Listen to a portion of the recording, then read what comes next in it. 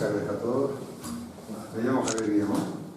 Soy catedrático emérito de la Universidad de Murcia desde hace muy poquito tiempo. Y he tenido la suerte de ser maestro de este señor. Yo siempre se lo digo, es el fan. La vanidad que da, porque ahora es mi jefe. Pero yo siempre he dicho, digo, demuestran mi propia categoría que uno pueda tener discípulos. No es que mejoren a maestros, sino que lo superan. Entonces, claro, para tener epígonos, yo no he nacido para tener epígonos. Los epígonos son los que adoran al maestro y siguen el maestro y no avanzan. Si no avanzan, pues la epigonía no es lo mismo. Por eso que lo digo siempre que tengo la oportunidad, aunque yo sé que a él no le gusta mucho. Pero bueno, estando aquí, en su casa, en Yecla, un personaje tan cosmopolita, un personaje que se recorre medio mundo y que siempre lleva Yecla, es una cosa de verdad. O sea, yo he descubierto Yecla por él. Yo pensaba que Yecla era Yecla, que está lejos, que no sé qué, venga, a Zorín, que es cierto. Claro, no he conocido Yecla, la historia de Yecla. Bueno, perdonad este pequeño curso. Yo quería hablar, y como he venido, y me tengo que ir, con algo de eso, muy pronto. Bueno, ya sabes que un presentador que le chafa un conferencia, un buen presentador dice, señores, aquí le va a Pérez Reverte que dice, un reportero dice, aquí la bomba, aquí los muertos. Yo tendría que decir, aquí está el presentador, que es estupendo, maravilloso, y no coger y comer la alcachofa esta, y ahora pegarme yo aquí una conferencia. Pero mientras tiene la gente a la conferencia, quisiera hablar de unas cositas. Es decir, el tema de la construcción en historia de la monarquía hispánica, de la hispanofilia, de la religión, quien mejor lo ha hecho, o mejor dicho, el que intenta hacer hablar los silencios que tiene la documentación, quien mejor lo ha hecho ha sido José Javier Guillamón. La implicación de la monarquía hispánica en la política, por ejemplo, de los vecinos, ¿no? De esto que llama la vecindad. Yo no quiero profundizar mucho tampoco en esto, pero sí todos sabéis, entre 1580 y 1610 es un momento fundamental en lo que llamamos la España del siglo de oro. Me refiero a la España del siglo de oro de la monarquía, una monarquía doblemente católica, ¿no? Por decirlo de alguna manera, ¿no? Entonces, el control político y militar de esos espacios inmensos que tiene la monarquía hispánica, pues él ha moteado todo. Ha hablado de los soldados, ha hablado de los mercenarios, ha hablado de las milicias, todo el sistema de defensa que también supongo que hoy nos ha hablado. Pero para mí lo más importante como experto en historia moderna es el que de los que para mí personalmente mejor han clarificado la distinción entre nación y entre Estado moderno, que es lo que siempre, cada vez que uno empezaba una clase, cada vez que iba a un congreso, siempre está nación, Estado, se me llenaba la boca, etc. Pero ¿cómo se puede hacer esa distinción como él ha hecho? Pues la ha hecho simplemente a través de la documentación, pero una documentación que no está al servicio de lo que llamamos la historia política, ¿no? Sino de la práctica política, que siempre es sometido al documento, no en el sentido positivista, por supuesto, ¿no? Es decir, la historia no se hace solo con documentos, evidentemente, pero sin documentos, desde luego que sí que no se puede hacer. Entonces, todo lo que tiene que ver con la monarquía hispánica, la supervivencia, eso que se llama la resiliencia, la capacidad de resistencia y las relaciones que tiene, no sé, con las vecindades, con las repúblicas urbanas, pues no sé, en un momento que es clave para entender todo esto, que es la escisión de la cristiandad. Pues por eso creo que ahí hay dos fechas que maneja muy bien, pues la paz de Catoca, pues sí, de 1559, y la paz de Verban de 1598, que es digamos, el canto de Sicilia de Felipe II, que ve que su hijo no apunta muy buenas maneras y cierra el grifo, un periodo impresionante de un monarca no menos impresionante, porque la imagen de Felipe II que se desprende, ¿no?, de los trabajos de José Javier está muy lejos de los arquetipos, ¿no?, de ese Felipe II, el rey prudente, ¿no?, cuanto impávido, ¿no?, que simplemente cuando alguien se dirigía a él, cuando decía sosegados, entonces lo que le daba Y se decía sosegado y ya se ponía mucho más nervioso y ya no podía ni hablar. Bueno, entonces yo creo que todo esto, y los rituales políticos, ¿no? Yo creo que la monarquía, la guerra, lo que es el individuo, que nunca se olvida, el individuo, pensando por ejemplo en el individuo que hizo sobre el socorro de Líder, ¿no? Que es una microhistoria, ¿no? Que es un hecho muy particular, pero que le permite pensar globalmente y poder establecer, digamos, tendencias estructurales, ¿no? Ese a mí me gusta mucho. Nosotros tratamos de ver. No, que ese artículo lo quiero yo mucho. Ah, sí, Juan, me alegro. Me alegro, no sé, creo que me estaba llamando la atención. Porque más de una vez. Bueno, es que, o el tema, por ejemplo, de la monarquía policéntrica, es que son tantas cosas que si fuera pues un prometedor historiador, pues yo intentaría sacar puntas, ha hecho esto, ha hecho lo otro, claro. Pero es que ahora mismo todo lo que tiene escrito, o sea, que me vuelvo loco, ¿no? El tema de la modernización, no sé, y la monarquía policéntrica, que es algo que ya se usaba de alguna manera ese nombre, pero quien le ha dado una forma que es clave en nuestra historiografía ha sido pues, Javier y yo no diría su equipo, sino sus amigos, ¿no? Entonces, como Roldán y sus amigos, es decir, que tiene los mejores amigos suyos son además los mejores historiadores, ¿no? Y si hubiera alguno que no fuera mejor historiador, entre todos lo arropan para que sea también buen historiador. En ese sentido, siempre lo he hecho.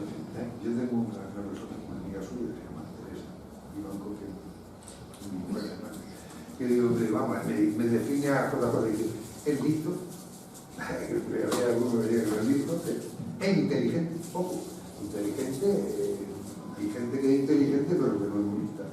Y sobre todo hay una cosa que me dice Rey, bueno, no buena persona, bueno, en el sentido literal de la palabra, bueno. Y claro, eso es una cosa muy interesante. Yo que hago caso siempre a mi mujer en esas cosas, aunque no sea historiadora. Pero en fin, el tema de la rebelión, de la religión, de los exiliados, los discursos, el haberse juntado con verdaderos postulus de la historia en Francia, como es Bernard Mansart, en fin, pues lo de los exilios. No sé por qué. Robert Desmond, bueno, lo conocí yo te digo. Bueno, en cualquier caso, te digo, todo esto, lo digo por ambientar, porque ha habido más conferencias al respecto, ¿no?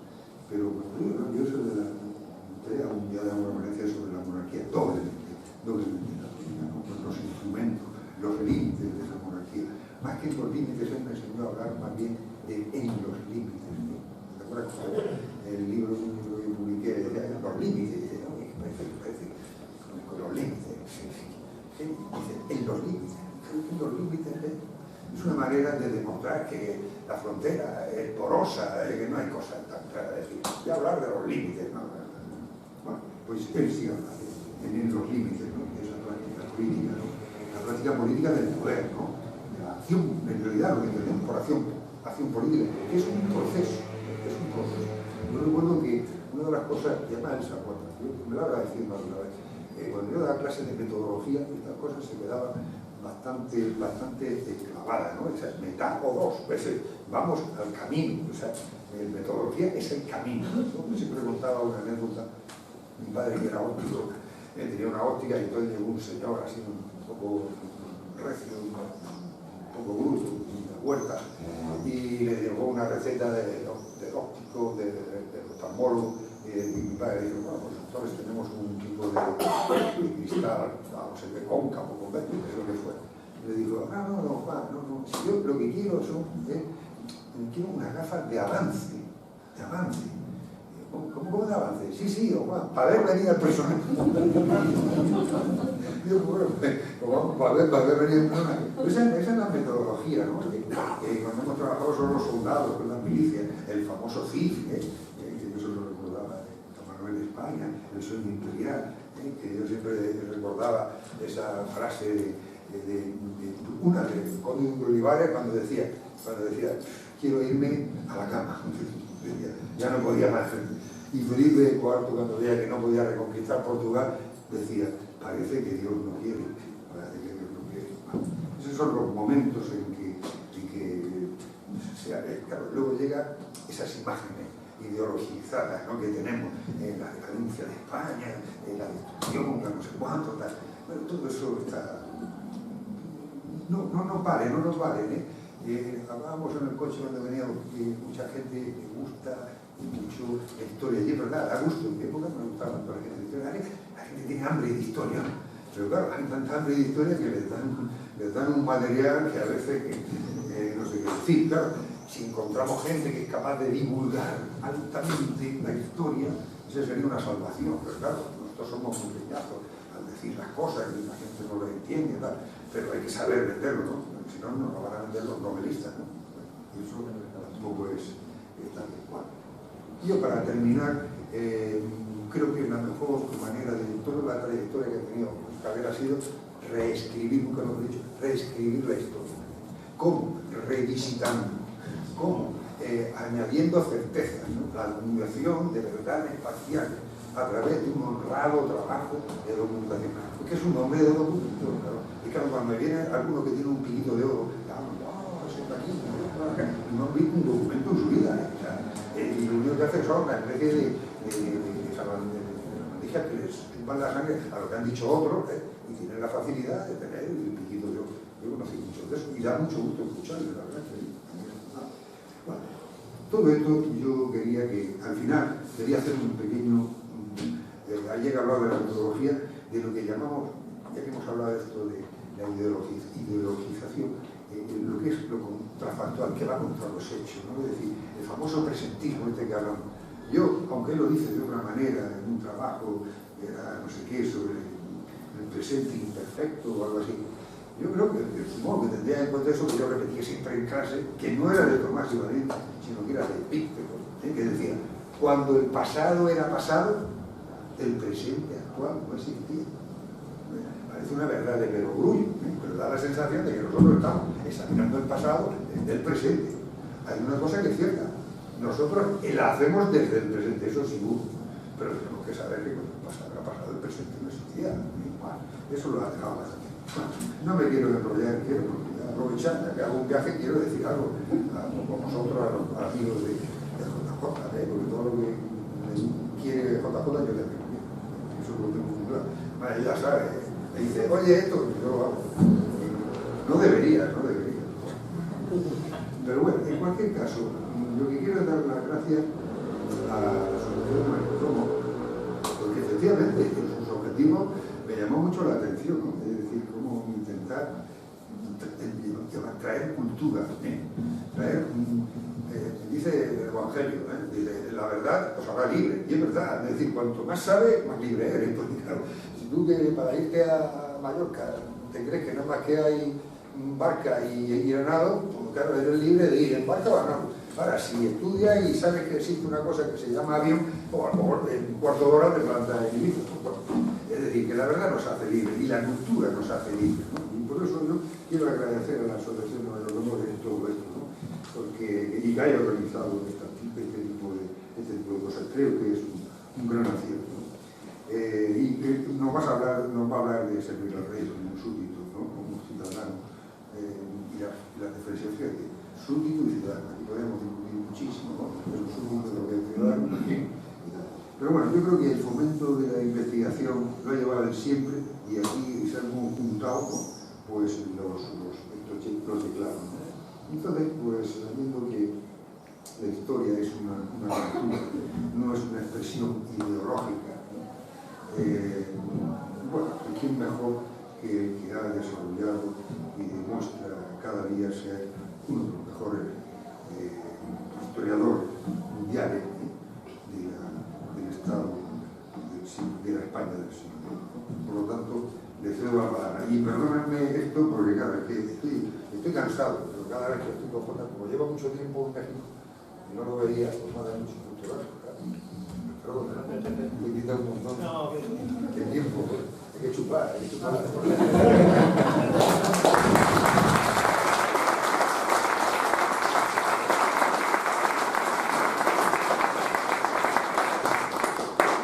Bueno, lo primero, muy buenas tardes a todos.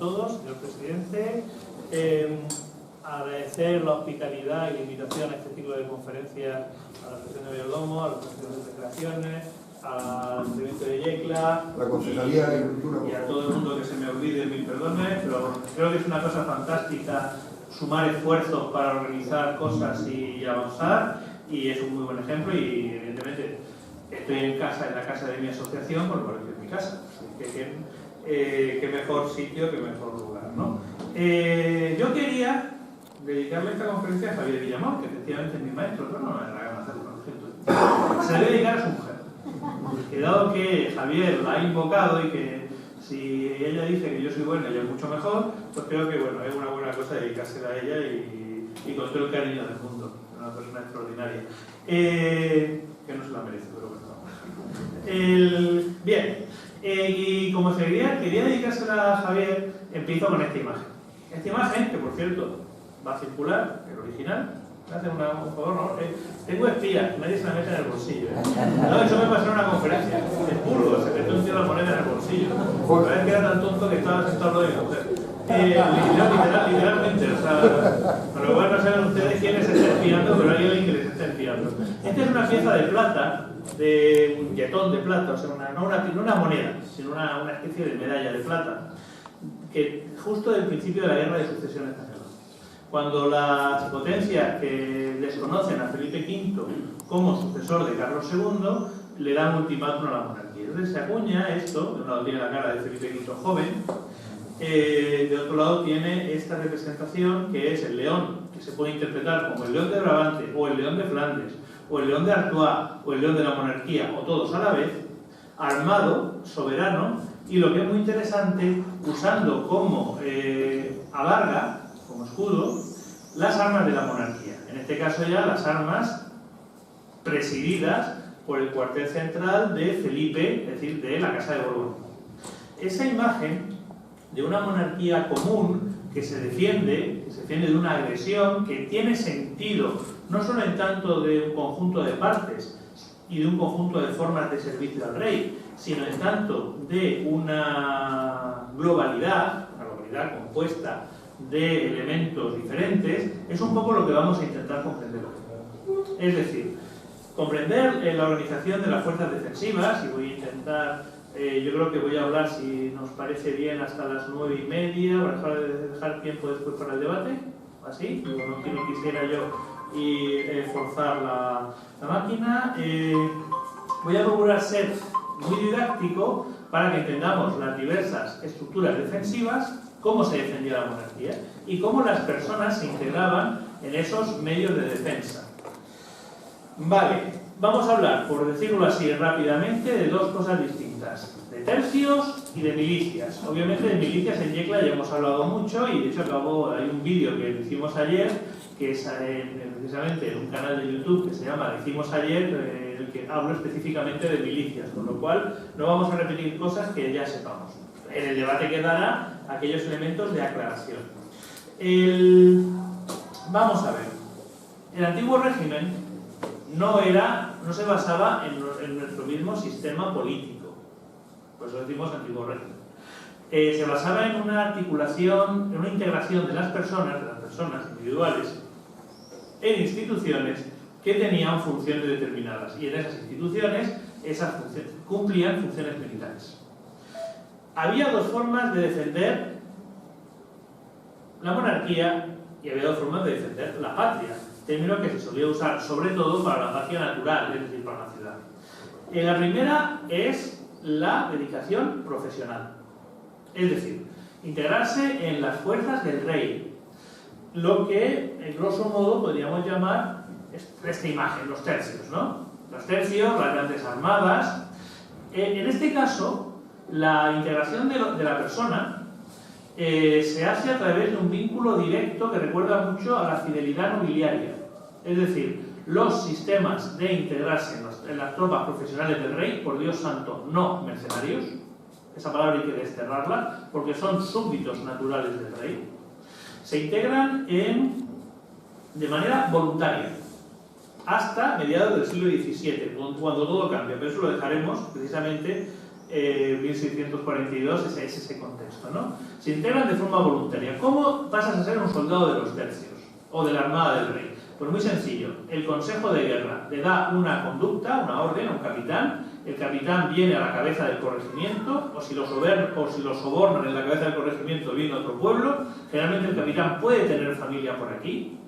¿Qué es lo que hace? Se hace prestar una casa, coloca la bandera, pone unas tablas de juego en la puerta, pone un par de prostitutas y empieza a mostrar que el espacio del fuero militar permite hacer cosas que no se hacen fuera del fuero militar. Jugar y pues estar con señoras de alegre vivir. Es una forma de atraer jóvenes. Los jóvenes sientan plaza. A partir de ese momento han ligado su destino al del rey de España. Son soldados profesionales, van a hacer toda la carrera en el servicio del rey. Ojo, este sistema es casi exclusivo de la monarquía española. En realidad, las fuerzas que dependen específicamente del rey en otros países, como Inglaterra o Francia, son minúsculas. Y ahí sí que se intenta copiar sistemas provinciales, pero funciona muy mal.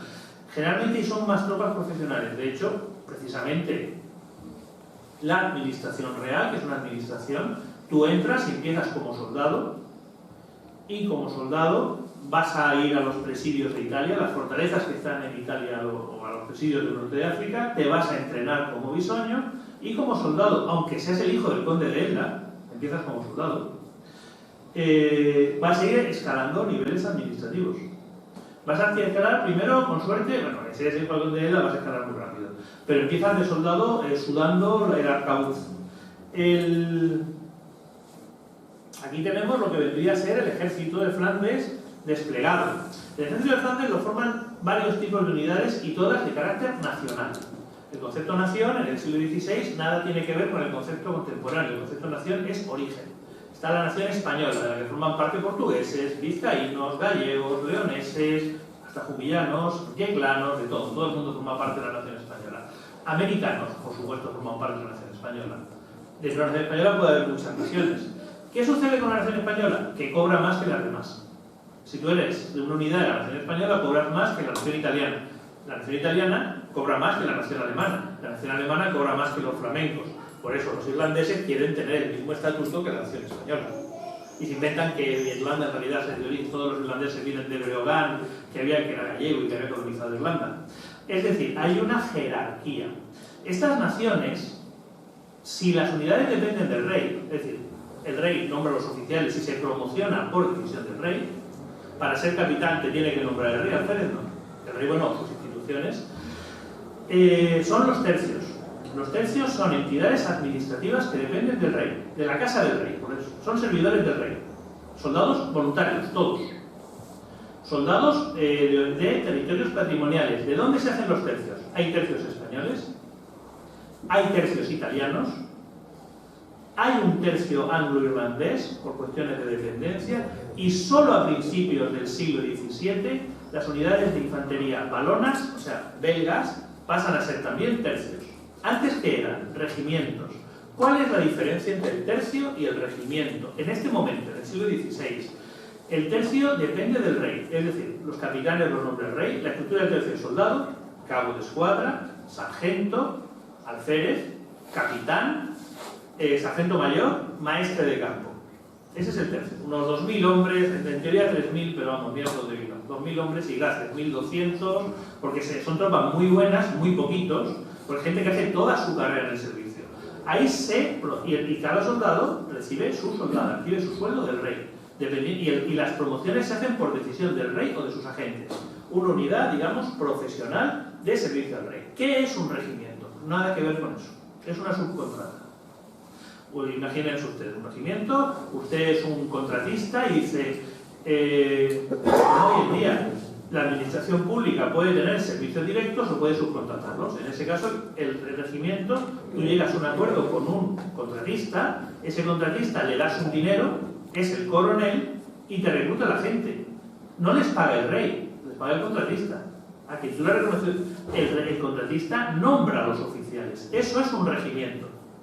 No hay regimientos de españoles, ni de italianos, ni de poblaciones dependientes, solo de valones, de alemanes. Ahí sí podríamos hablar sobre todo para los alemanes, para los loreneses, o con más protección para los borgoñones, para esas naciones, de carácter más de mercenariado.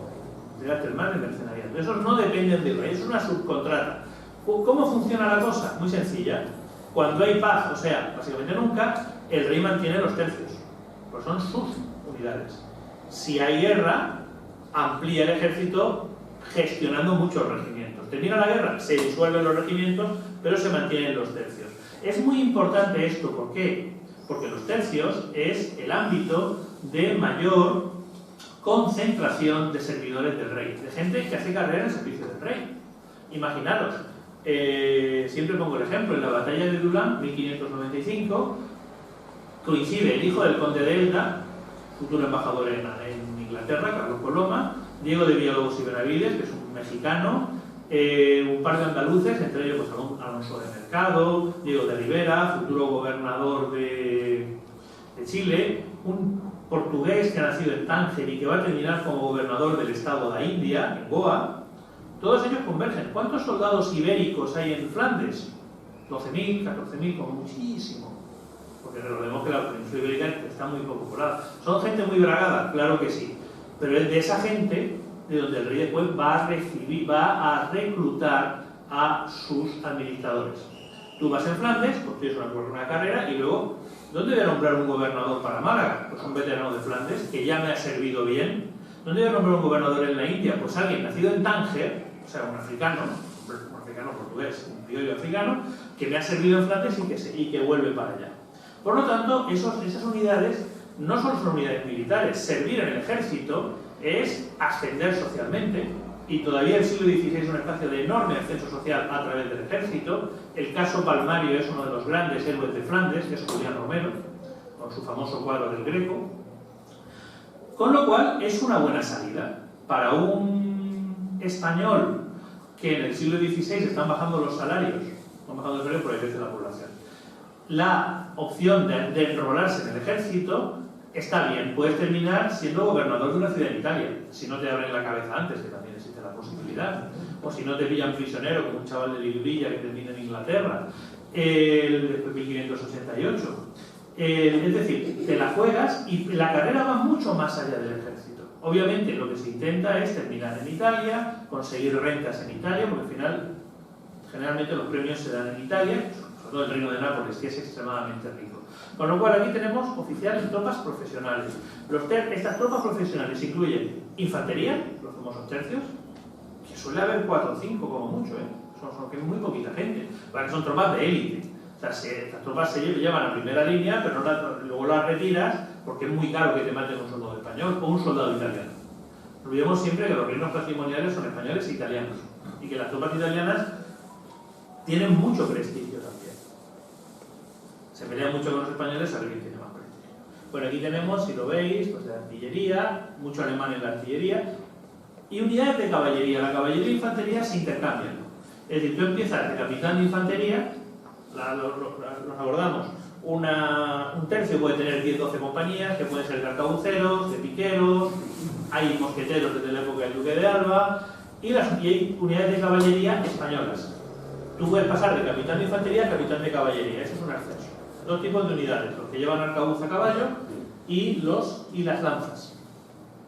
Lo que se llama caballería ligera. Aquí tenemos un aguafuerte con caballería española liderada por el conde de Fuentes, y aquí tenemos, fijaros, la corte con los arcabuceros a caballo, aquí la infantería, siempre igual, arcabuceros y en el centro piqueros, porque si viene la caballería para bajar las picas y protegerlos, aquí lo tenemos muy claro, que es un grabado de 1595.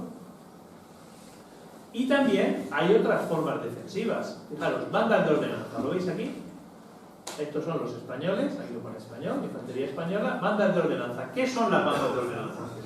A la hora de defender los territorios, no solo se movilizan estas tropas nuevas, modernas, tan profesionales, también moviliza sistemas antiguos.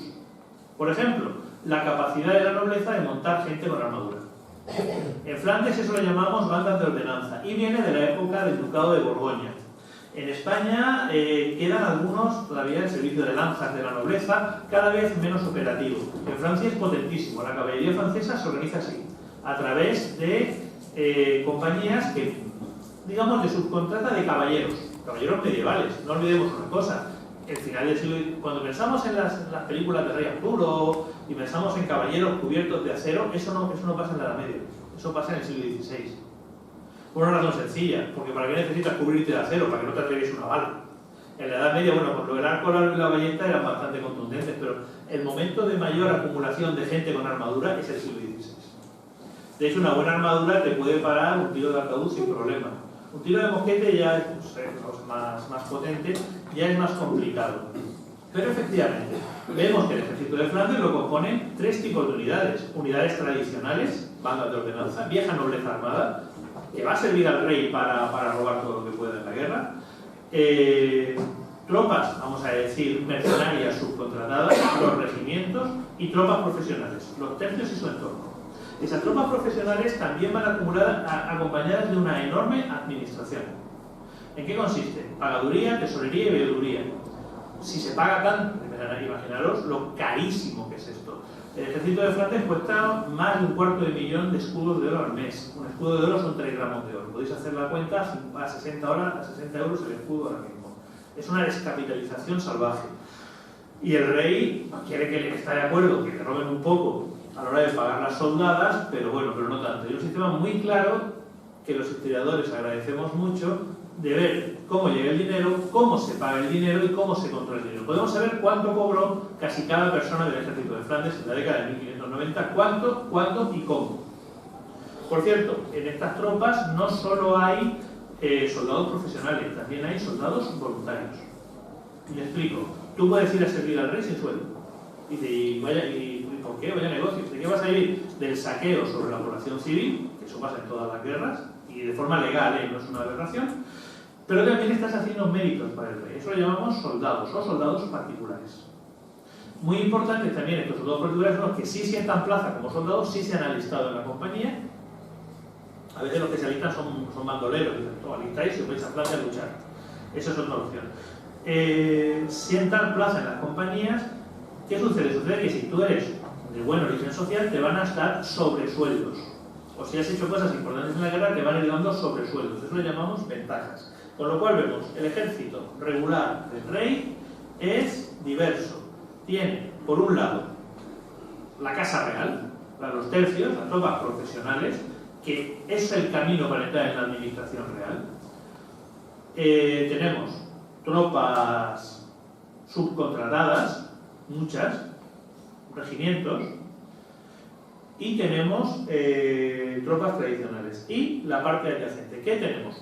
Hospitales, sistemas de pago y cobranza. Eso va con el ejército. De hecho, cuando pagan los soldados, en la administración se queda una parte del dinero para sufragar los hospitales de campaña. Eso forma parte de la administración.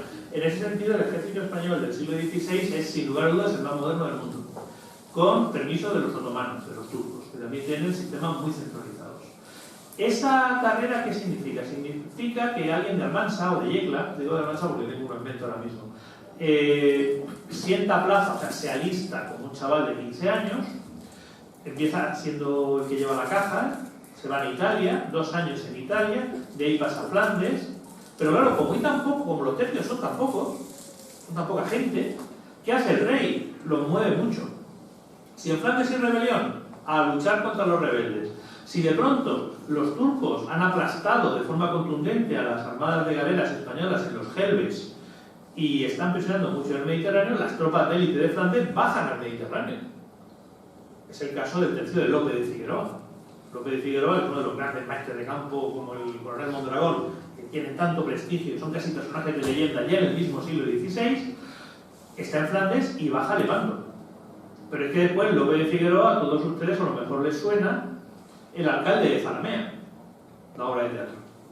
Pues uno de los protagonistas de la obra de teatro es Lope de Figueroa, porque su tercio es uno de los tercios que después de volver a Flandes lo vuelven a mandar a la península a sus tropas de élite, pero es que hay pocas tropas de élite, y está preparado para la invasión de Portugal. cuando Felipe II en 1580 reclama la herencia portuguesa de su madre, doña Isabel de Portugal. Y bueno, el capitán viola a una mujer en un pueblo y se arma ese viejo. Y al final el rey aparece como regulador del proceso. Lo que quiero que nos demos cuenta es que esas tropas están circulando mucho. Es que en 1598, cuando termina la guerra, se limita la guerra en lo que son los Países Bajos, desde los Países Bajos se mandan directamente tropas a Chile. Porque las tropas españolas en Chile han sido barridas por los Reche, que los españoles llamaban araucanos en la batalla de Curalao. Por tropas directamente de Flandes vía la península ibérica a Chile. Claro, ¿y a quién nombran gobernador de Chile? Pues un veterano de Flandes, Alonso de Rivera, que por cierto era de Baeza.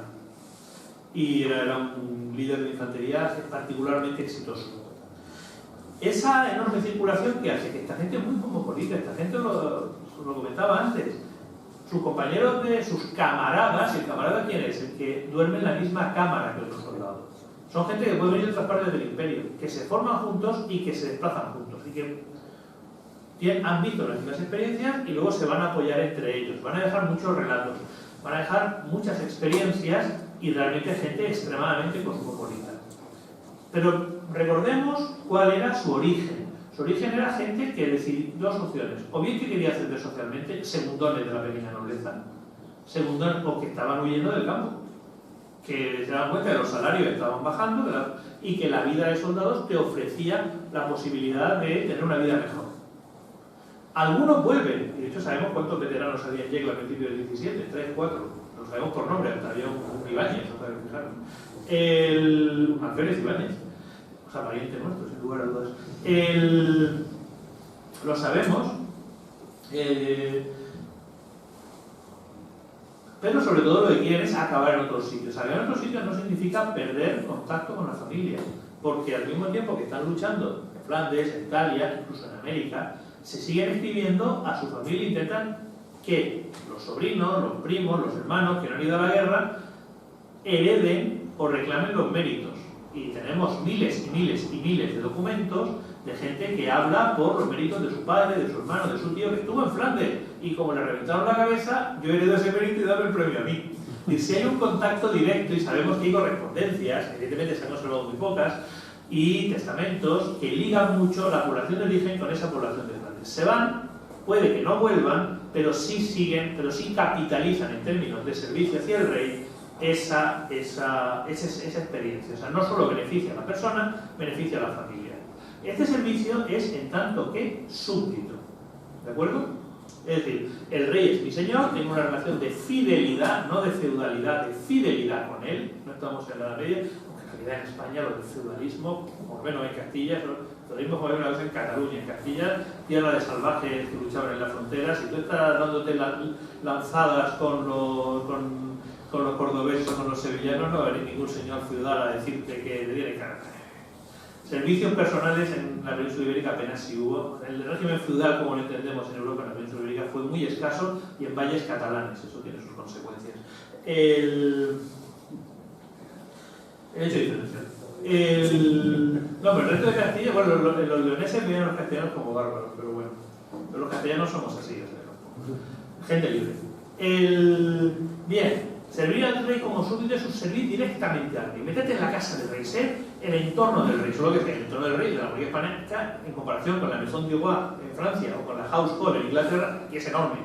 Son 20.000, 25.000 personas, es muy grande. Gente que hace carrera en el servicio.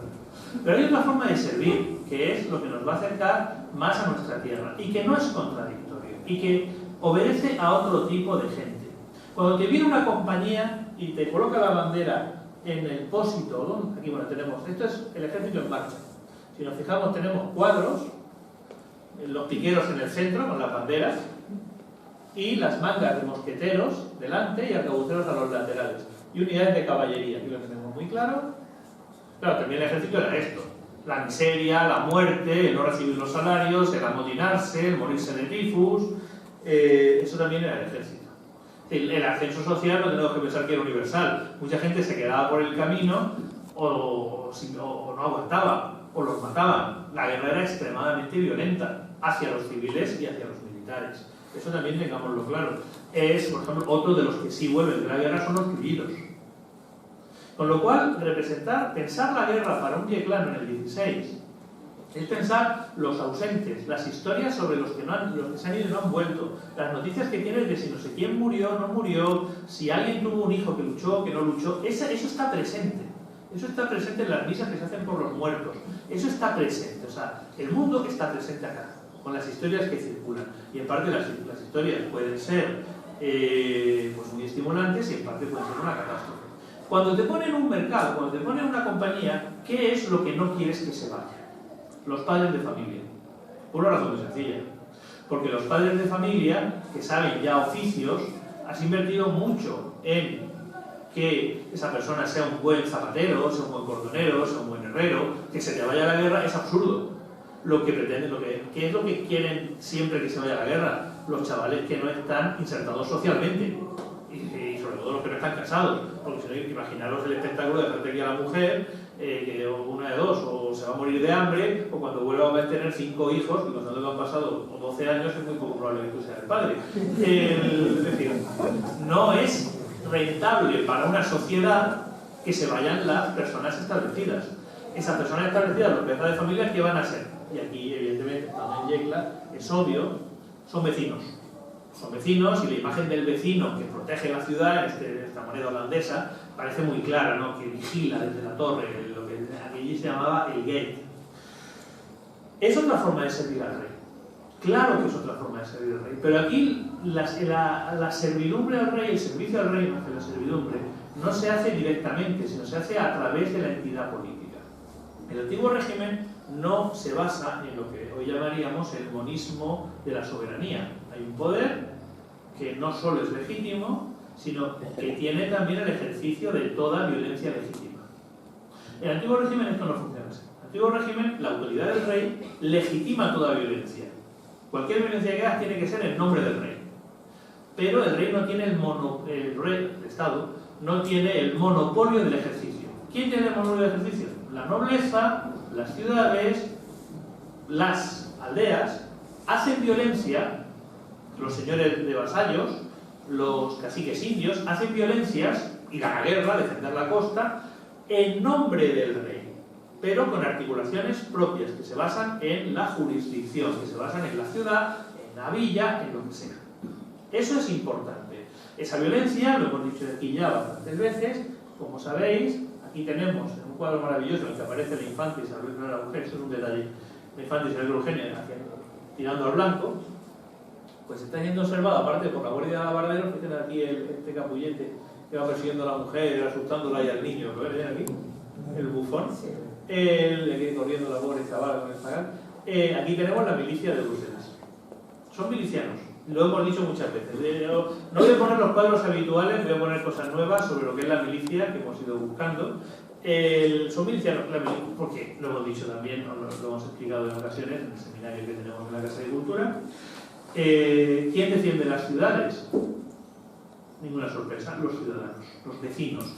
Vecino, ciudadano es la palabra latina, vecino es la palabra castellana, burgués es la palabra francesa, o en sus derivaciones inglesa o holandesa. Tú eres vecino porque tienes la potestad, el derecho y la obligación de defender tu república, de defender tu patria, de defender tu ciudad. Ojo, y no es un estatuto universal.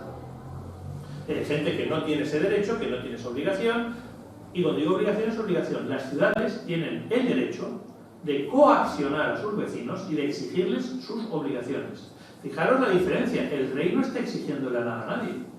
El rey como mucho puede pedir el socorro de la nobleza para hacer la guerra. Pero para defender la república, para defender la patria, la ciudad tiene el derecho a obligar a, incluso según el Estatuto de la Ciudad de Murcia de 1654-56, bajo pena de muerte, a cumplir las obligaciones en tanto que vecinos.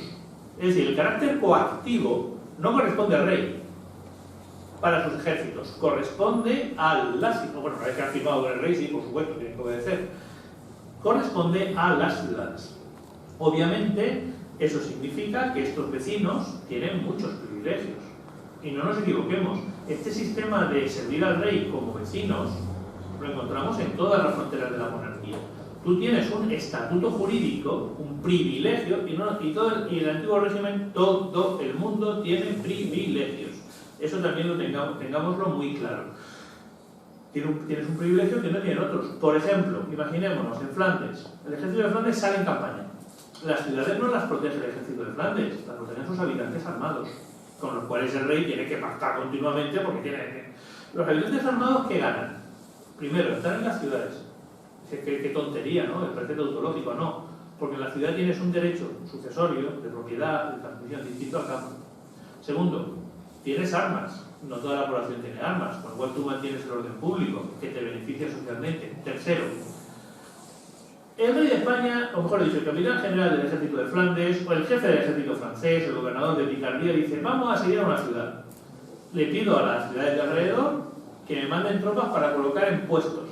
Esas tropas, como la compañía de esa plana la recluta a la ciudad, de sus burgueses, se le entrega al ejército, se coloca en un fuerte, no en zona de combate, por supuesto, porque no son tropas de combate, termina la campaña y vuelve a su ciudad. Y la gente vuelve a su zapatería, a su herrería o lo que sea.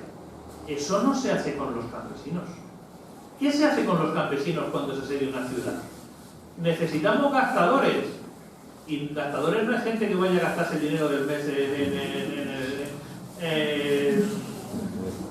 ¿cómo se llaman estas cosas abominables? En el bingo. Gastadores son pobres infelices medio muertos de hambre que tienen que empezar a hacer zanjas y trincheras para la ciudad, que los matan como a conejos. Y eso no son los ciudadanos, esos son los campesinos. Y a los campesinos a los que se intenta que no estén armados, porque la ciudad siempre le va a tener mucho miedo a los campesinos. La ciudad vive de extorsionar a los campesinos de forma fiscal. Por lo tanto, este servicio al rey, que lo haces defendiendo tu ciudad, y defender la ciudad es defender la república, pero también defender la soberanía del rey sobre ese territorio, implica estructuras sociales, estructuras de derecho y jerarquías sociales también dentro de las milicias, que son muy poderosas. Ayer en la charla esta que tuvimos con el youtuber decíamos ayer sobre milicias, yo le insistía en detalles. En 1588 las milicias de París expulsan al rey de Francia de la ciudad de París. Lo echan al rey. Porque el rey, que tiene 2 regimientos de guardias y unos cuantos guardias escoceses, no se puede oponer a las milicias. Toda la guardia del rey de Francia son 6.000 hombres, como mucho, en realidad 4.000. Las milicias de París, 25.000. ¿Quién manda? Evidentemente, ese poder, esa capacidad de defender el territorio de los padres de familia, vecinos de pleno derecho, esté casado o no, del pater familia latino, lo encontramos en todas las fronteras. ¿Quién defiende las fronteras en términos, cómo deciros, estáticos, continuos? Los vecinos. Están sirviendo al rey, pero sirven al tiempo que sirven como a su entidad política. Es un servicio indirecto. El rey tiene que negociar, no directamente con la persona, con el súbdito, sino con la entidad que moviliza al vecino. Lo cual hace que ese vecino, que en el fondo es súbdito del rey, su articulación y su incorporación al servicio de la monarquía se haga a través de la ciudad. Obviamente aquí ya hemos hablado muchas veces de que eso genera identidad, genera jerarquías, genera autorrepresentación. No os he puesto hoy la ronda de noche porque estamos cansados de ver la ronda de noche, pero aquí tenemos un simpático cuadro de Frank Hals. Hay unos 80 cuadros de Schuttergilden, de compañías de tiradores, que es la traducción, sobre Holanda. Pero no solo sobre Holanda. Este que lo hemos encontrado ahora es un abanderado, y fijaros, mirad bien la bandera, de la ciudad de Malinas, pintado en el siglo XVII, pero evidentemente la moda del XVII, pero haciendo referencia a un personaje de 1680. Una bandera de la ciudad de Malinas es una ciudad católica leal a Felipe II. Y la ciudad de Malinas, junto con la ciudad de Amberes, va a hacer una operación militar específica, extraordinaria, en la que las milicias derrotan a tropas regulares holandesas. Bueno, básicamente porque las tropas regulares holandesas estaban completamente borrachas, cosa que no es la mejor forma de ir a la guerra. En realidad, el caso, que es el que antes comentaba Javier Guillamón, mi maestro, era muy claro. Los holandeses toman una ciudad, se dedican a saquearla, pero fijaros, porque esto nos va a permitir comprender mucho mejor lo que os estaba comentando. Los holandeses toman por sorpresa la ciudad de Lier, golpe de tipo de Rolf Flynn, ¿no? Toman la puerta. Y el gobernador español, Alonso de Luna y Cárcamo, estamos en una ciudad que está a medio camino entre Malinas y Amberes, se atrinchera con su mujer y unos cuantos soldados, se atrinchera en una de las puertas. Las puertas de las ciudades no eran una puerta, eran pequeños castillos. Y por eso cuando llega el príncipe, porque aquí es donde se protegía la ciudad, se le da la llave. Darle la llave a alguien significa dejarlo entrar, porque las milicias son las que controlan las murallas. Bueno, pues el gobernador, la mini guarnición española que hay, unos cuantos soldados, algunos burgueses de la ciudad de Viena y algunos soldados alemanes, se atrinchera en esa puerta. Y los holandeses que han entrado, en lugar de terminar con la resistencia, se dedican a saquear, matar y violar. Mal hecho en todos los sentidos, no solo en el sentido de que las cosas están mal hacerlas naturalmente, sino que militarmente hablando es una estupidez hacerlas cuando todavía alguien controla una puerta de la ciudad. Pero los holandeses se lo toman con calma porque saben que el ejército español está lejos, está en Francia en ese momento. ¿Qué sucede? Que salen corriendo como mensajeros y estas dos ciudades, Liera y Amberes, Malinas, donde el abanderado, que esa bandera que tanto nos parecía, y Amberes, dicen, oye, que han tomado Liera, que han tomado la ciudad. Y en apenas hay guarnición española, 600 hombres en la ciudad del castillo de Amberes, ¿no? ¿Qué sucede? Que las autoridades municipales, entre ellos él, se dan cuenta que si cae Liera, lo siguiente que viene son ellos. A lo mejor no caer la ciudad, pero sí que te van a saquear hasta las puertas. Movilizan a sus milicias, 3.000 hombres en Amberes, 3.000 hombres, que es una barbaridad, hombre. Estamos en 1595, hace 10 años de la conquista del Farnesio.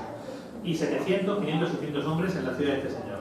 En Mechelen, en Malinas. Marchan durante... Esto es excepcional porque las milicias no suelen ser tropas de combate. Marchan durante toda la noche y al rayar el alba llegan a Malinas. Se encuentran, entran a la ciudad, se encuentran a los holandeses completamente borrachos y los masacran. Y de paso, lo que le habían robado los holandeses a los habitantes de la ciudad se lo quedan ellos. No se lo van a devolver. Sí, hubo un pleito maravilloso sobre este tema. Lo que quiero deciros, fijaros qué sucede. Las fuerzas, la monarquía tiene súbditos que sirven directamente al rey, son estados profesionales, muy buena calidad, ¿saben? No se hunden si pierden la ciudad, se organizan y defienden. Alonso de Luna y Cárcamo es un tipo bien, sus tropas son leales o no son potentes. Pero para mantener el orden público, para mantener el imperio, si no tienes la colaboración de esos padres de familia, de esos burgueses asentados con casa, no lo mantienes. Todo esto va a cambiar a mediados del siglo XVII, cuando por razones que ya hemos expuesto en comunicaciones acá en Yecla, hay un cambio radical y el rey empieza a exigir, en tanto que súbditos, servicios militares. Y eso significa sortear a gente para ir a la guerra. ¿La compañía de Zafrana es eso? No. La compañía de Zafrana es un híbrido, sortea todavía la ciudad, pero está claramente con el servicio de milicias y con otros elementos pidiendo que la obligación principal de la persona sea en tanto que súbdito y no en tanto que vecino. Es una mutación política. Había prometido hoy responder una pregunta y lo voy a responder. La pregunta es: ¿cuánto vale una mujer española? Y es una pregunta legítima, ¿verdad? O sea, ¿cuánto pagarían ustedes por una mujer española? ¿Cuántos franceses vale una mujer española? Porque efectivamente la guerra también es un espacio de enriquecimiento. No seré yo quien responde a esa pregunta, porque yo no quiero acabar en prisión, no la situación actual. Pero lo va a hacer un amigo mío.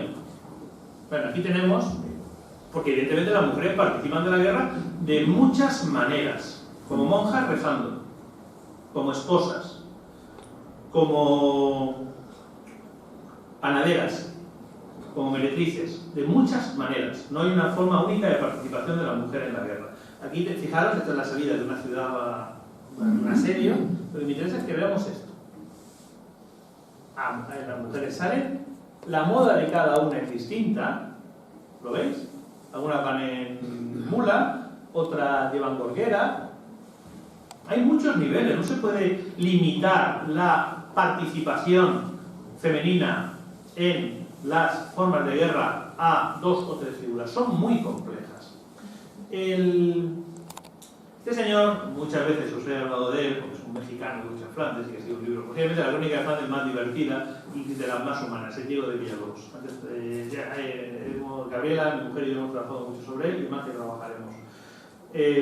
Bueno, pues en la crónica de Diego de Villalobos nos cuenta una historia, y eso nos va a responder: ¿cuántos franceses quieren ustedes que hable una mujer española?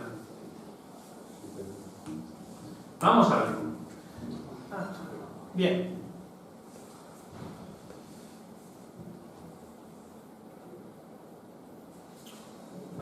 Estamos en 1597, los españoles han conquistado la ciudad de Amiens, capital de Picardía, en el norte de Francia, una maravillosa catedral gótica, y los franceses la intentan recuperar. Los españoles están allá asediados aguantando todo lo que pueden, y podrán bastante.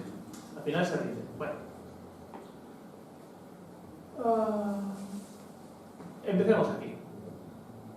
Señor Amiens. Habiendo el sargento Alonso García...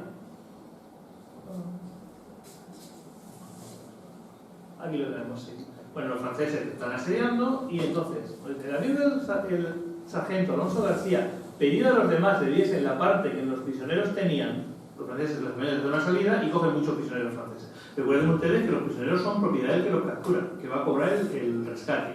Lo de la esclavitud, no justicia hacia los africanos, la toma de libertad y negociación de la libertad de las personas pasa en todas las fronteras. Bueno, entonces imagínate el sargento Alfonso García, dice: oye, dame los prisioneros que habéis cogido en esta salida, porque evidentemente cada uno tiene el prisionero y lo tiene para cobrar un rescate del prisionero. Vale. Para enviar con ellos al mariscal de Bidón, que es uno de los generales de Enrique IV, un recaudo en respuesta de un rescate que le habían pedido por una moza suya de servicio. A la ciudad intenta llegar una moza de servicio de este caballero, del sargento Alonso García, y la capturan los franceses. Le piden: oye, te pedimos dinero por la moza. Y el sargento dice que era su criada en campaña. ¿Qué significa moza de servicio y criada en campaña? No lo sabemos, pero puede significar muchas cosas, y no solo necesariamente servicios sexuales. Puede ser la madre de sus hijos, puede ser muchas cosas. Digo porque en toda la documentación del ejército de Flandes es algo que sabemos. Las viudas cobran, las hijas cobran, las hijas naturales están presentes. Es decir, no hay que correr. Las fuentes nos dicen lo que podemos saber de las fuentes y no tenemos por qué darle apellidos a personas cuyos nombres no conocemos. Pues que era su criada en campaña, habiéndole pedir el rescate de ella unos franceses que la habían preso. Los franceses capturan a la moza, van a la muralla: oye, que tenemos a tu moza, que nos pague el rescate. ¿Y qué es lo que dice Alfonso García? Alfonso García envió todos los 15 franceses, o sea, consigue sus amigos le den sus prisioneros, los 15 franceses, al campo con un trompeta. Trompeta, pero oye, no disparéis, que creo que unos franceses. Diciéndoles que le enviasen la criada, que allí les enviaba 15 de ellos en rescate de ella. Bueno, pues ya sabemos cuánto vale una mujer española: 15 franceses. O sea que no se les ocurra a ustedes venderse por menos de eso y darse cuenta todo de ello. 15 franceses no está mal. O sea, es verdad que los franceses intentaron decir el francés, que eso es horrible, pero vamos a dejarlo, pero en fin, vamos a suponer. Y un tanto pretencioso. Pero como saben ustedes, en la vida hay tres cosas que son imperdonables, que es ser ñoño, ser solemne y ser pesado. Con lo cual yo termino aquí diciendo que toda la participación en la defensa imperial es una participación global, que no solo se hace por los profesionales y que no solo se hace por las milicias, que como veíamos en el León, que nos invitaba a mostrar esa imagen conjunta de defensa, en la cual también tenemos que considerar la contribución de madres, de hermanas, de hijas, que apoyan económicamente, que apoyan psicológicamente, que hay mucho matrimonio mixto o no matrimonio mixto de tropas, y que construyen un imperio cuyos protagonistas pues, fueron todos, y del que evidentemente, como todos sabemos, en Yecla tenemos patrimonios y vocaciones de recreación que creo que nos ennoblecen a todos y que nos van a permitir, entre todos juntos, ir a mucho más. Muchas gracias.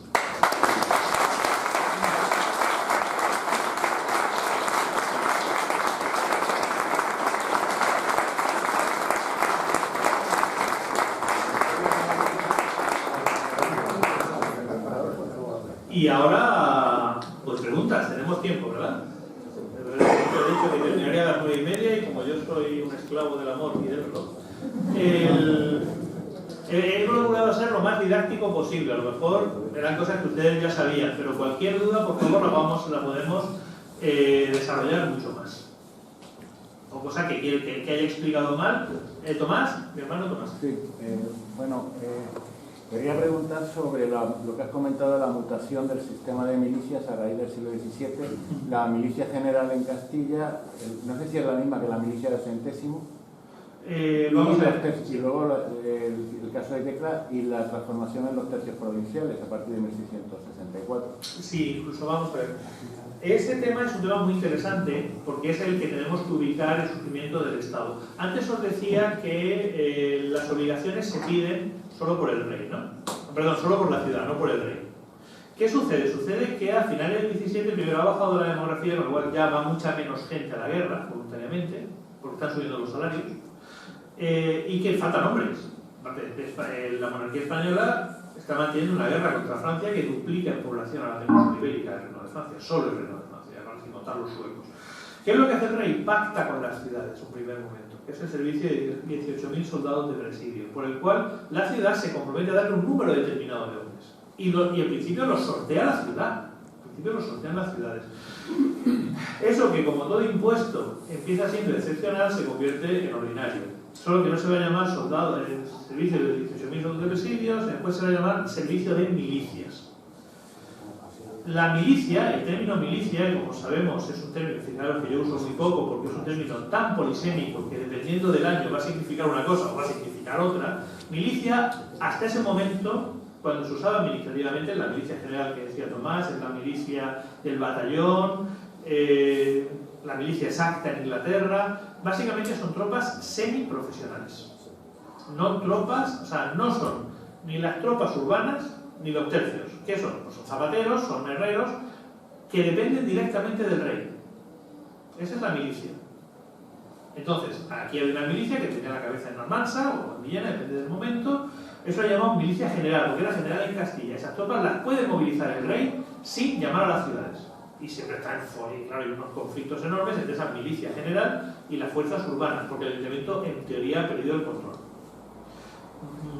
Esa milicia, que vamos a llamarle milicia territorial frente a milicia urbana, el término milicia urbana esto no es correcto, va a decir, bueno, sigue perfectamente viva, pero desaparecen dos campañas. En las campañas de Cataluña en 1639-40, de hecho la propia milicia pierde uno de sus capitanes en el asalto de Montjuïc. Claro, pero queda que esos milicianos que dependían del rey, semiprofesionales, que no eran profesionales, que eran padres de familia, que el rey llamaba. Tenían una serie de privilegios. Entonces lo que vende el rey es, voy a seguir reclutando para esta milicia que tiene privilegios. Pero en la práctica, lo que se llama servicio de milicias, ¿qué es? Sorteos que se hacen en nombre del rey. Las tropas se mandan al frente y se funden en el frente. Desaparecen muy rápido, sobre todo por hambre, por deserciones. Pero ahí ya se ha asentado una cosa, ¿cómo deciros? Un precedente. ¿Cuál es el precedente? Que se puede sortear para servir al rey. Que te puedo sortear no por ser vecino, sino por ser súbdito. El monte del rey se ha atribuido, y se lo han atribuido a las ciudades. Para decir, no me quiero meter mejor con la del rey porque no quiero que haya tanto descontento. El rey puede empezar a sortear gente para su servicio directo. Eso es revolucionario, porque ese es el origen de lo que podemos llamar servicio militar obligatorio, que depende del rey. ¿Por qué regimientos provinciales? Primero porque el término regimiento y tercio empiezan a mezclarse, ya no es tan evidente. Y en parte porque esos regimientos del entorno del conde duque se van a dar a grandes nobles que en teoría van a actuar como sus contratistas, pero no va a ser cierto. De hecho, hasta en Yegla se sortea gente para el regimiento del hijo del rey. Pero en realidad son tercios, o sea, ahí empiezan a mezclarse. ¿Por qué carácter provincial? Porque el sistema fiscal castellano se basa en provincias. ¿Qué es una provincia en ese momento? Un territorio con voto en cortes. Las cortes tenían una serie de... Las ciudades mandaban representantes a las cortes, las capitales de provincia, entonces es el distrito. Esos regimientos tercios provinciales, que van a ser espacios de reclutamiento forzoso, por sorteo, más o menos ordenados por las ciudades, pero ahora sí directamente bajo autoridad y presencia cada vez mayor, aunque tardará mucho en superintendentes nombrados por el rey. Son espacios frontificios de reclutamiento, ni más ni menos. Y son tropas que se han reclutado por obligación en distritos. Esos tercios provinciales, lo que llega Felipe V les cambia el nombre y les pone regimiento. No cambia nada, simplemente les cambia el nombre. Les llama regimientos. Esa es un poco la base del servicio militar obligatorio. que luego Felipe V también consolidó una milicia territorial, eso sí.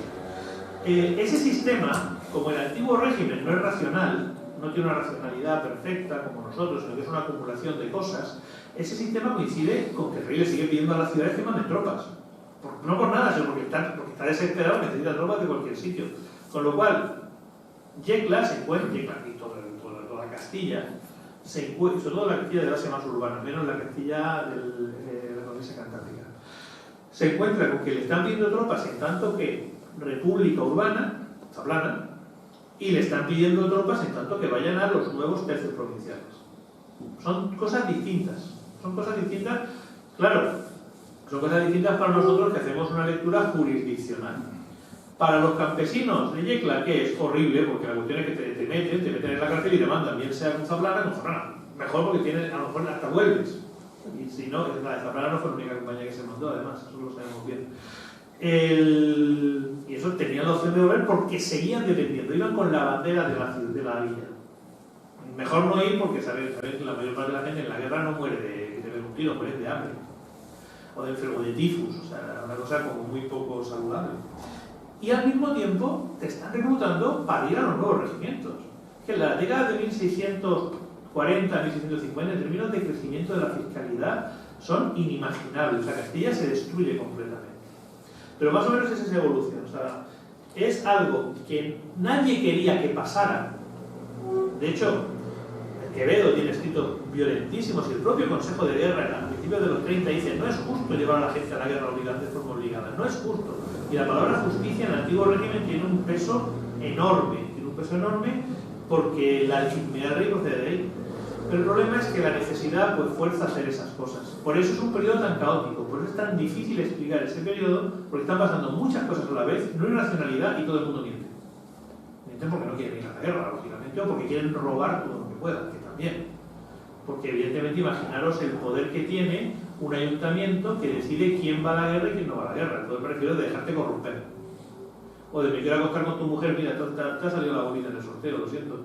Y eso va así. O sea, estamos hablando de sistemas de corrupción y de enriquecimiento y de promoción social que se basan en la desgracia de los demás, pero claro, obviamente, es un momento extremadamente caótico. Por eso el siglo XVI nos parece tan bonito, porque es mucho más sencillo, más amplio, bueno, más cuestiones. Sí, por favor. Buenas tardes, José Javier. Enhorabuena por tu conferencia, por lo aleccionadora que ha sido y sobre todo por lo amena.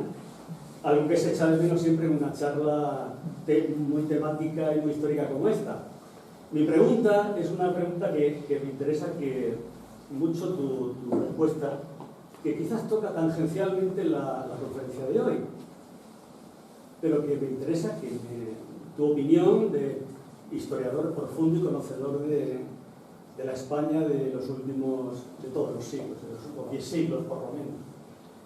Hablamos del siglo XVI, del emperador Carlos V, Carlos I de España, V de Alemania, que se dedica a una actividad bélica e imperial durante su vida y que en un momento puntual decide romper con todo y retirarse en Extremadura a un retiro en el monasterio de Yuste, a rezar, a orar y a leer. Y a darle por sueldo a su hijo. Lo que le pediría todos los días a Felipe V diciendo lo que tenía que hacer. O sea, se deja del mundo, pero relativamente. Entonces, mi pregunta es la siguiente. Hace unos años leí un artículo de un historiador, no sé si muy avezado o poco, que defendía la siguiente teoría. Carlos V dedicó su vida a la actividad imperial, a la actividad bélica, y en un momento puntual descubre que esa actividad pues había sido no todo lo loable que fuera de desear, y que por tanto había decidido purgar sus penas recluyéndose en el monasterio de Yuste a rezar y orar. Entonces, ¿tú qué opinas de esta teoría? Yo la veo un poco peregrina y un poco... pero me causó impresión ese... Vamos a ver, aquí la pregunta es muy interesante, pero vamos a ir mucho más allá de Carlos V. Es decir, si constatamos que hay muchos soldados, cuando digo mucho me refiero a un número significativo, que dejan las armas para entrar en los hábitos. El más famoso Ignacio de Loyola, pero mucho más interesante, por ejemplo, Granada, portugués, San Juan de Ayúdenme ustedes. Santo portugués que se convierte en Granada, se vuelve un loco de Dios, que funda hospitales como un loco. San Juan de Dios. San Juan de Dios, efectivamente, San Juan de Dios. Pero encontramos, como lo Cristóbal Lechuga, el famoso ingeniero, pide permiso para tomar los hábitos en Castilla. Es decir, si vemos las limosnas que dan, y eso tengo un trabajo, las limosnas que dan los soldados a los estamentos religiosos, son muy importantes. No solo a las cofradías militares, la cofradía del Rosario, no solo a los capellanes militares, los franciscanos, no solo los jesuitas, los franciscanos primero, que los jesuitas siempre han hecho una muy buena autopromoción. A donde dan más limosnas los soldados es a órdenes observantes, a los cartujos. En cartujos ingleses en Flandes. Quiero decir, salvando que la vida espiritual de cada cual es muy inaprehensible para los demás, sí hay dinámicas de adhesión a la vida espiritual por parte de la gente del siglo XVI. O sea, no es tan exótico, no es tan raro. Y efectivamente, también lo vimos en la charla que me tuviste la gentileza de invitarme en la escuadra, el impacto que tiene lo de Emper en soldados ordinarios es constatable. O sea, esa gente pensó que había vivido un milagro y actuó en consecuencia fundando cofradías, reforzando el culto al Inmaculado. Eso lo podemos constatar. No es una pose, para que lo entendamos. En el caso concreto de Carlos V, Carlos V es un caballero tardomedieval y premoderno que lee a Erasmo en su momento, que lee a Julio César mucho más, y que las personas toman decisiones por cuestiones complejas. También hay que pensar una cosa: Carlos V con 55 años era un anciano. O sea... Entonces, yo creo que seguramente ni debemos hacer una interpretación a partir de un único elemento, ni debemos excluir que algunos elementos forman parte de las decisiones. O sea, sí, lo que nunca sabremos es en qué porcentaje. Porque quizá lo más misterioso que tengamos no son las estrellas, es el espíritu humano. Pero sí, lo que quiero decir es que no es una dinámica tan extraña, lo de cambiar de mundo. Y por las razones pueden ser plurales, desde el interés económico, querer salir de la guerra, o el interés espiritual. Pero ahí el siglo XVI es un siglo muy, muy confesional, ¿sí? Eso seguro. Pero muchísimas gracias, porque es una reflexión en voz alta que no había hecho todavía. Y que sí, que es una cosa que sí me interesa mucho.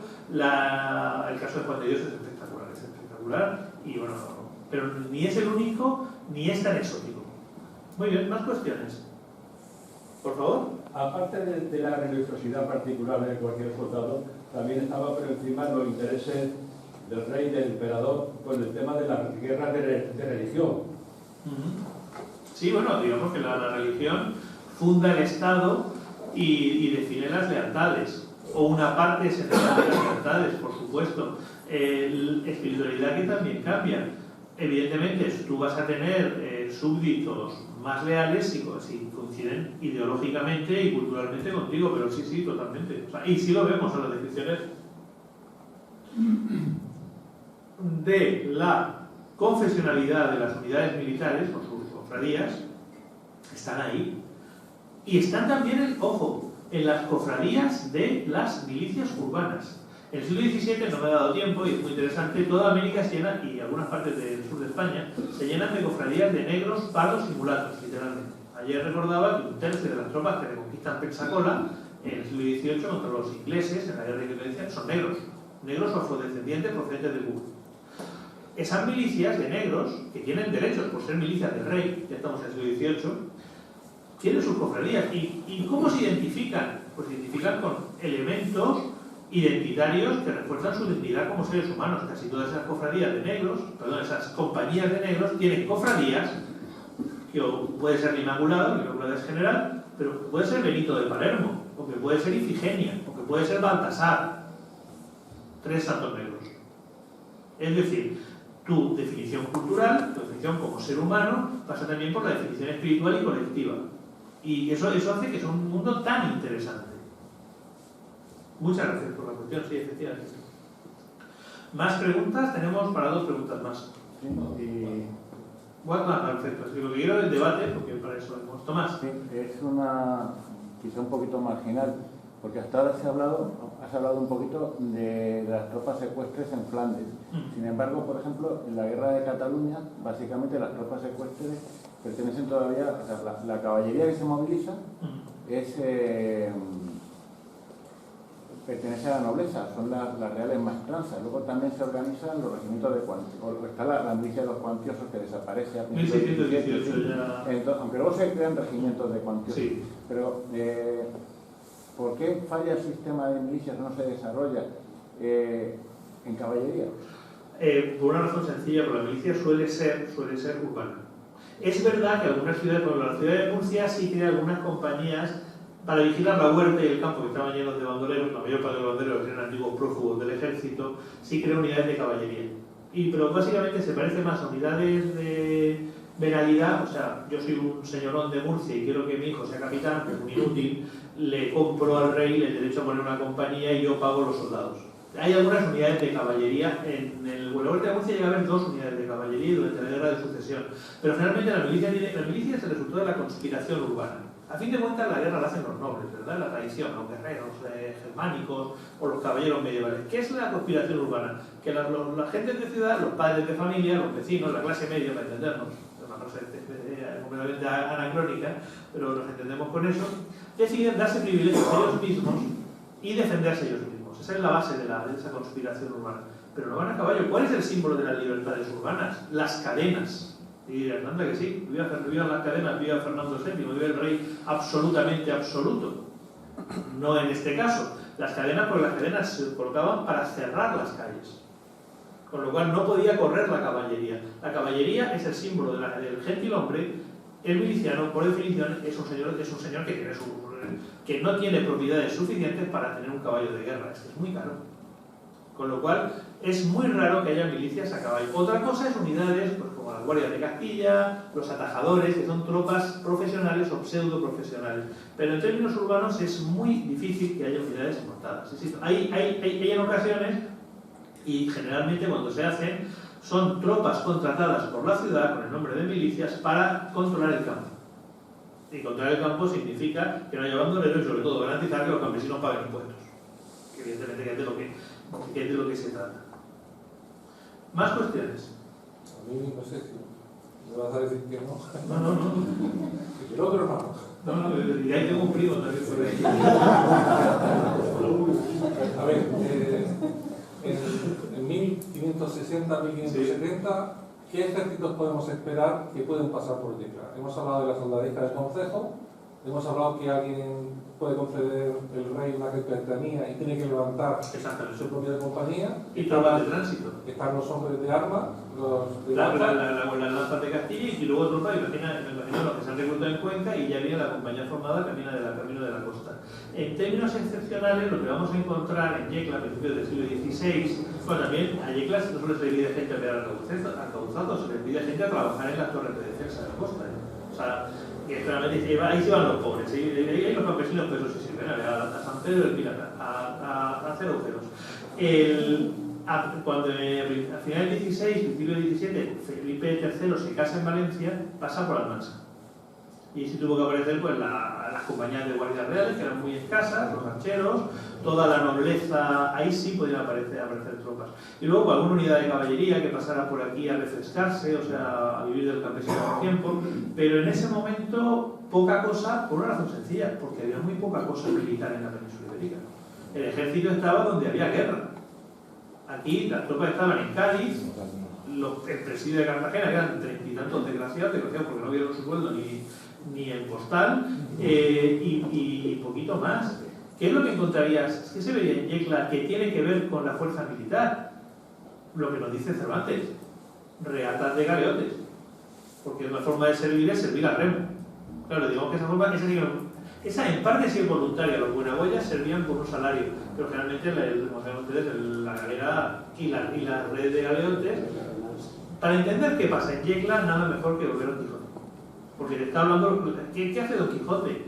Pues la vieja hidalguía que sirve al rey cuando el rey la llama, que sigue el pueblo de la Mancha, eso lo sabemos, que se va extinguiendo, que tiene que limpiar las armas, porque la guerra después de las Alpujarras se ha alejado mucho, y gente de los caminos.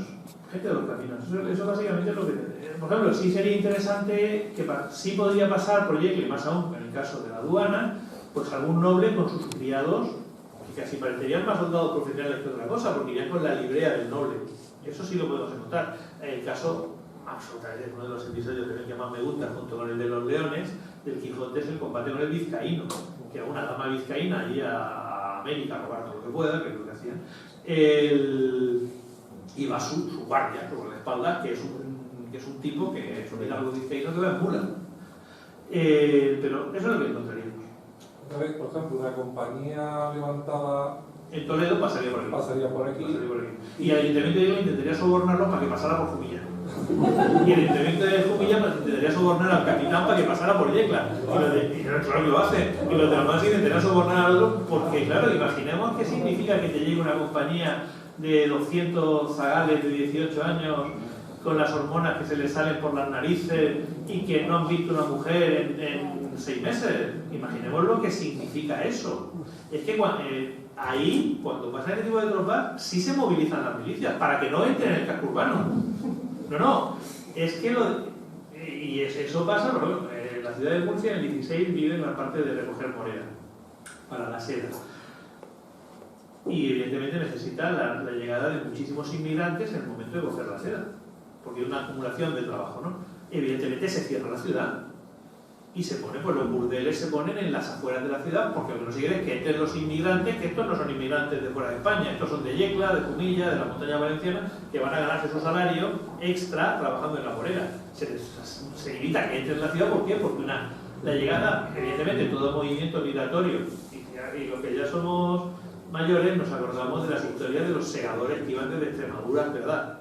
Eso funciona, evidentemente, esos movimientos migratorios van acompañados de prostitutas y otro tipo de servicios, pero son bombas sociales, pues son un montón de señores que traen conflicto con la sociedad local. Ahí sí puedes armar las milicias para evitar que entre esa gente, y tanto que las armas. Sevilla, cuando tiene que pasar un regimiento de irlandeses por Sevilla, cierran la ciudad y la cierran militarmente con sus milicias. No porque los irlandeses fueran a hacer nada contra el rey de España, sino porque son 800 tíos, 800 señores, sin mujeres. Y eso es una bomba social. Vamos a ver, que eran seres humanos en el siglo XVI como son seres humanos ahora mismo.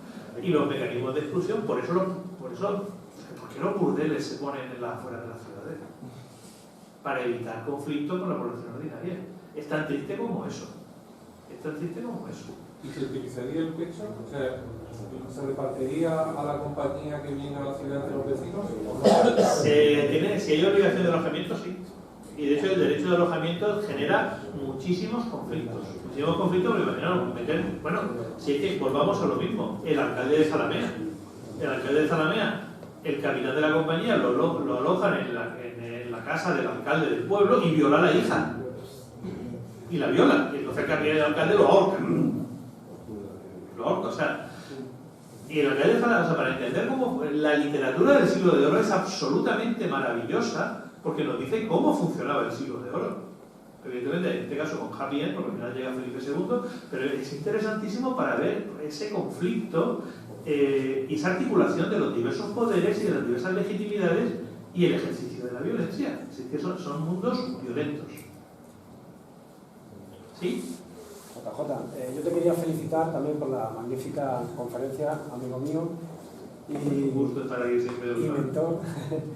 Y yo quería, a ver, cuando un soldado se alistaba, no era lo mismo a que fuera reclutado. Quiero decir, ¿hasta qué punto podía decidir o podía pesar, o podía tener capacidad de decisión un soldado que se alista para ir a un destino concreto o un soldado que es reclutado? Lo digo porque a lo mejor en el ánimo de los soldados que iban hacia América pesaba más, digamos, la promesa de riquezas que no si te destinaban a Flandes, que era una muerte prácticamente casi segura. ¿Hasta qué punto podían...? Sí, vamos a ver. A la hora de los destinos, Flandes podían hacer mejores carreras. América es más difícil, de las tropas, para mandar tropas, no gente que vaya con Hernán Cortés, que son tropas de dependencia regia, en principio. América es más complicado, está muy lejos y criminal el puesto. También es posible que se pueda hacer muy buen dinero.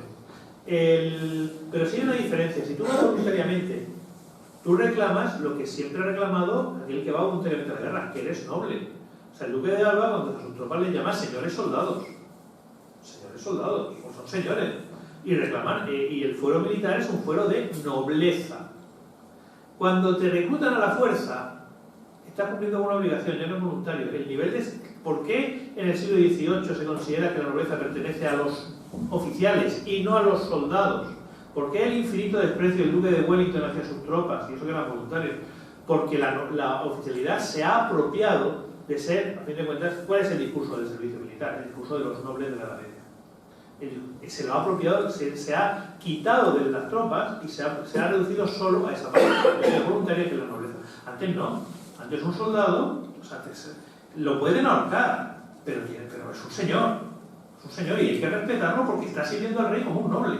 Y lo tienen muy claro, ¿eh? Lo tienen muy, muy claro. Y yo te he hecho esto porque yo he querido, no porque sea mi obligación. Desde el momento en que la cuestión se hace obligación, pues se pierde el existe, ¿vale? Vamos a decirlo. Pero sí, por supuesto. Claro que hay un ámbito, son los señores soldados. O sea, nosotros tenemos una obligación y si el rey no nos paga, tenemos el derecho a sublevarnos. No a sublevarnos, a suspender la obediencia al rey hasta que nos pague.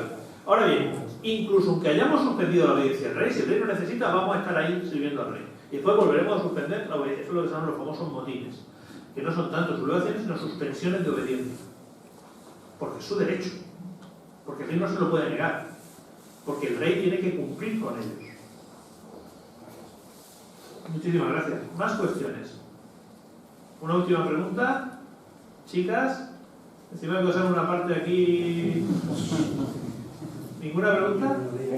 ¿Sí? Sí, perdón. Y esto es antes de la época estatal, pero es una inquietud que... ¿Cuándo empieza realmente el ejército que nos has descrito? O sea, ¿las tropas del Gran Capitán son de ese ejército moderno o todavía son medievales? Lo van siendo. Y voy a explicar una cosa. ¿Qué significa el ejército moderno? Que los ejércitos no existían en la Edad Media. Había guerra, ¡vamos a la guerra! Entonces se movilizaba la gente que sabía hacer la guerra. ¿Por qué la monarquía española tiene un ejército tan grande?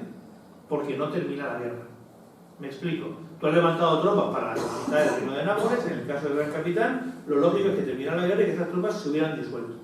¿Por qué no se disuelven? Porque tienen los turcos en Cefalonia y porque tienen los franceses en Milán. Entonces, esas tropas que en principio iban a ser de ocasión, siguen estables. ¿Qué sucede? Porque la monarquía tiene sus ejércitos profesionales que no quería tener, y no los quería tener por una razón muy sencilla, porque era muy caro.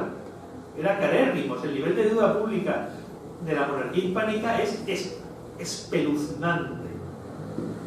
¿Qué sucede? Que es la continuidad de la guerra lo que hace que haya esa estructura militar. El Gran Capitán llega como un jefe de bandería castellano al servicio de Aragón, pues es una cosa muy extraña, o sea, ya le estamos pagando la guerra a la corona de Aragón. Pero bueno, lo que pasa es que las tropas se quedan en Nápoles y ahí se funda ese ejército profesional del rey que va mucho más allá del entorno de su corte.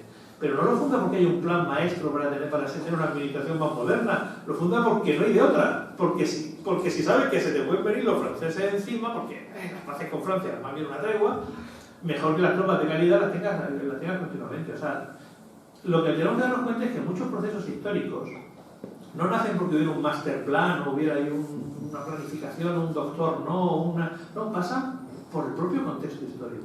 Y el caso del ejército español surge por eso.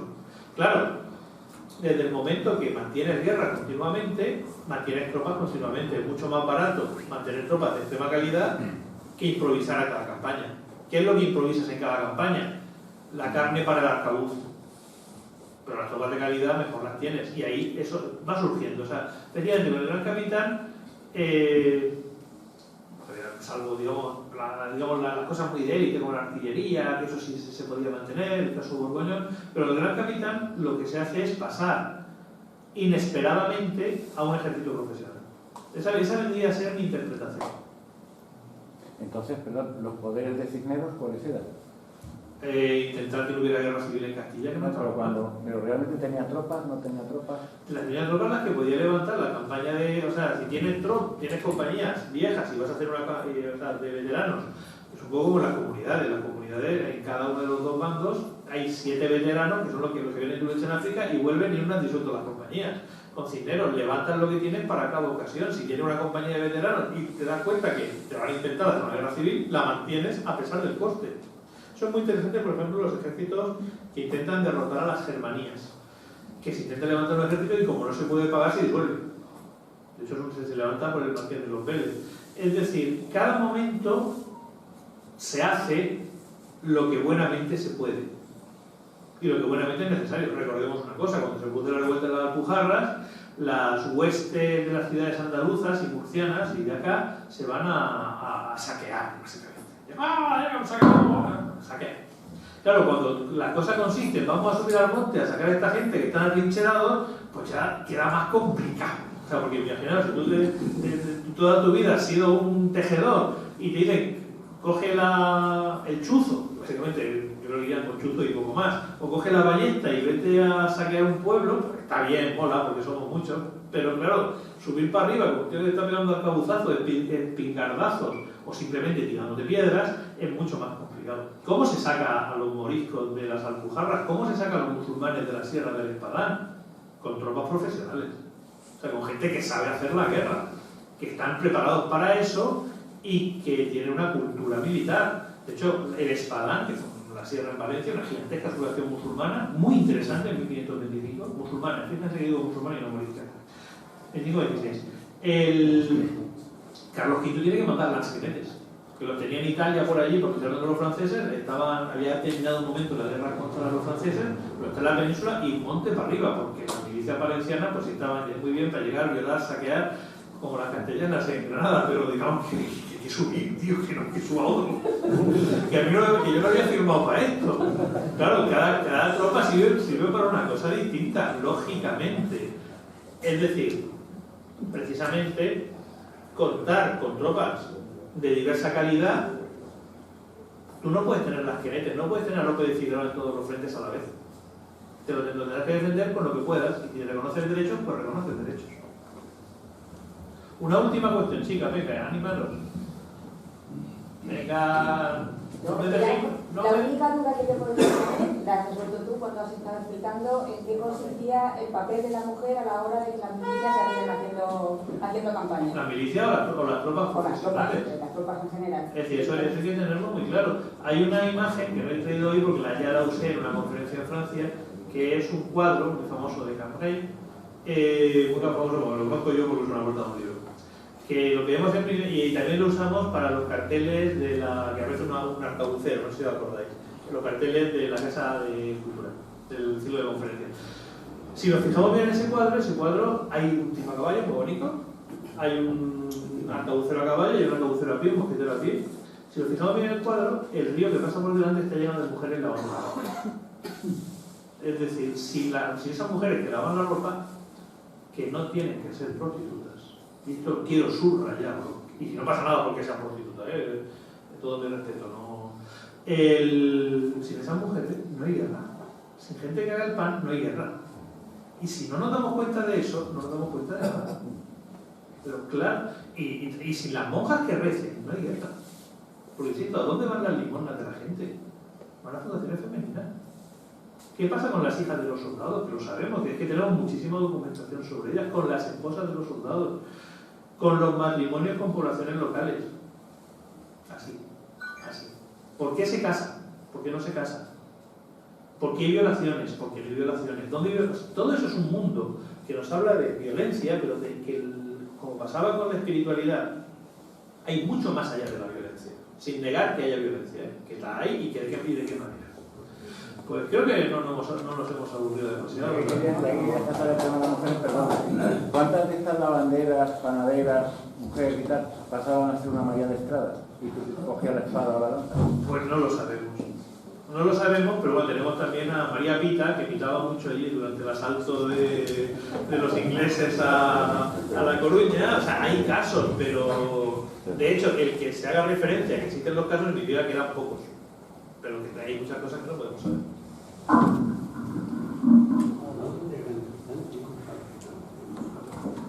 Bueno, yo quiero primeramente darle las gracias a José Javier por esta ponencia que que de forma tan amena y como es comúnmente lleva a cabo aquí en tu casa, en tu asociación de mayordomos.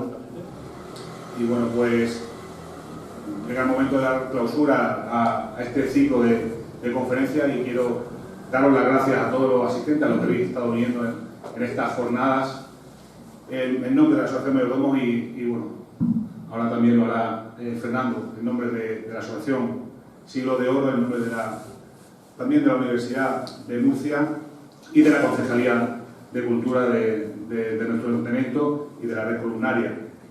Entonces, bueno, pues estas entidades, pues nada, hemos tenido a bien organizar este ciclo de conferencias durante estos 3 jueves, en el cual, bueno, pues pudimos disfrutar de esa primera ponencia de Manuel Rivera, la cual, bueno, pues nos mostró que además de Yecla existen otras poblaciones en el territorio nacional en el cual pues quedan vestigios y quedan símbolos propios de las milicias concejiles de la época. La semana pasada tuvimos la oportunidad de disfrutar de José Luis Virecki, en el cual pues nos puso en antecedentes de cómo se componían las estructuras de los tercios militares de la época, indicándonos pues desde los propios rangos que habían, desde los propios cargos que las componían, hasta incluso las propias vestimentas que usaban. Y bueno, y hoy con José Javier, el cual pues nos ha dedicado con... Hemos aprendido cuánto vale una mujer española. Y bueno, pues yo creo que esta jornada sirve un poco para conocer nuestra historia y más concretamente pues en torno a nuestras fiestas patronales, esos pozos históricos y patrimoniales que suponen nuestra milicia concejil y ese alarde de armas que llevamos a cabo cada mes de diciembre. Bueno, creo que ha sido una jornada bastante productiva por la temática amplia que suponen y además por la materia que en sí suponen para nuestra asociación y para nuestra fiesta. Entonces, pues, invito a una continuidad por parte de las asociaciones que hemos venido a organizar estas conferencias, pues, para que más bien pronto que tarde continuemos con esta labor de estudio y bueno, de divulgación, ¿no? Muchas gracias a todos.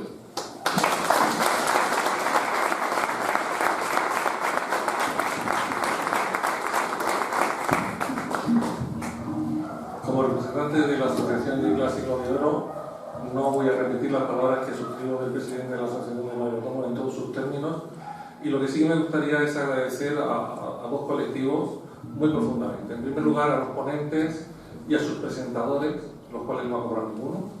Algunos no. No han cobrado. Vas a cobrar luego. No ha cobrado ninguno. Tenemos gente que ha venido desde Canarias a dar la conferencia. Tenemos compañeros que se han metido 500 kilómetros para presentar a alguien. Tenemos personas que han venido con un problema personal muy grave en casa, que ha tenido que presentarse, el don Javier Villamón. Por lo tanto, mi reconocimiento muy profundo. Hemos aprendido mucho. Les pedimos a todos los ponentes, por favor, queremos unas conferencias donde aprendamos, y yo creo que hemos podido aprender bastante. Algún fallo hemos tenido, yo creo que se puede mejorar.